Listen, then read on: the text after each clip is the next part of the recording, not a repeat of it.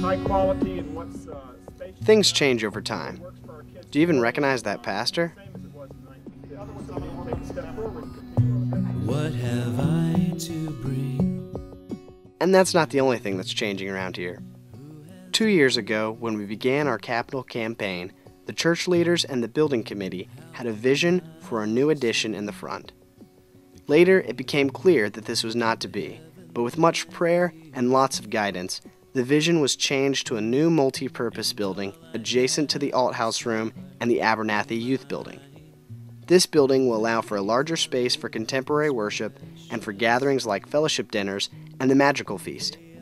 The space will also be used for performances like musicals and concerts.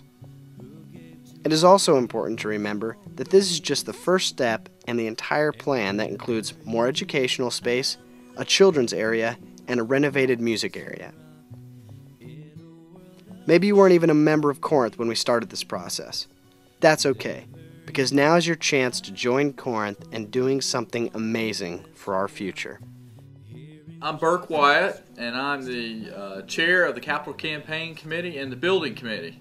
There are changes afoot at the church. The congregation approved the building going behind the sanctuary, and we're very excited about it. You may not know, but the building committee has been faithfully working for the church on the fine details of what to do and how to place the building and get it designed. For instance, we had a meeting the other night for 3 hours. Anybody who wants to come join and watch us is more than welcome to do it. It's very exciting stuff. We have the architect there, the general contractor, and we're going through all the fine details that are needed to get our building as beautiful as we can for our campus. For instance, there's a lot of grading that has to be done, and we've had some people advise us on that. There's soil boring tests that have to be approved. That was done recently, and we're going to get the people out there to do it. Any young kids who want to come out and help with the soil boring test are more than welcome to do that.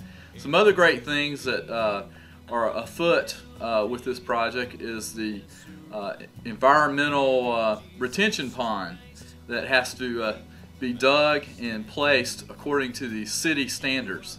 We have to comply with all these rules, and there's a lot of regulations and permits that have to be obtained so that we can have our building put in place exactly the way we want it.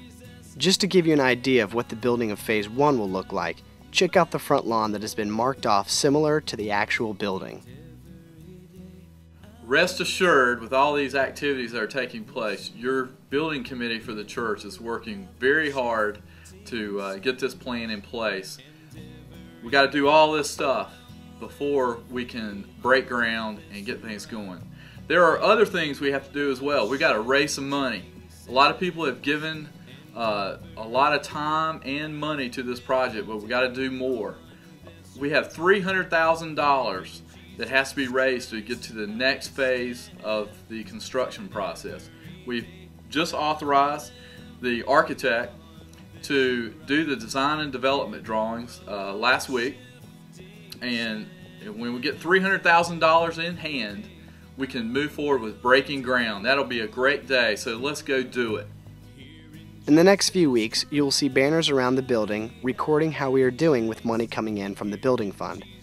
On January 10th, we are going to have a great unveiling of where we stand going into 2010. The Capital Campaign is a spiritual commitment to your church family to grow with us and see lives changed. This is your chance to jump on board with Corinth's building plan. If you have already pledged, maybe you could fulfill your pledge early or just give a part of it in the next month. If you haven't pledged, now is the perfect time. The support of our congregation is crucial to the success of this project. Remember, a sacrificial gift from you now, no matter the size, may be monumental in transforming lives later. So let's continue building on the rock. Here in